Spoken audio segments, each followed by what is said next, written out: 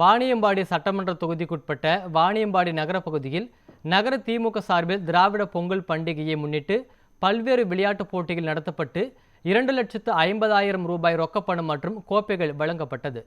திருப்பத்தூர் மாவட்டம் வாணியம்பாடி சட்டமன்ற தொகுதிக்குட்பட்ட நகர பகுதியில் திமுக சார்பில் திராவிட பொங்கல் பண்டிகையை முன்னிட்டு பல்வேறு விளையாட்டுப் போட்டிகள் நடத்தப்பட்டன.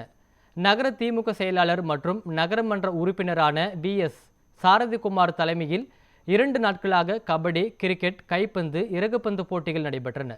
இறுதி நாளில் பாரசந்தை மைதானத்தில் நடைபெற்ற விழாவில் முதல் 4 இடங்களை பெற்ற அணிகளுக்கு 2,50,000 ரூபாய் ரொக்கப்பணம், கோப்பைகளை நகரமன்ற உறுப்பினர் VS சாரதிகுமார் மற்றும் சிறப்பு அழைப்பாளராக கலந்து கொண்ட தொழிலதிபர் IF ஷக்கீல் வழங்கினர்.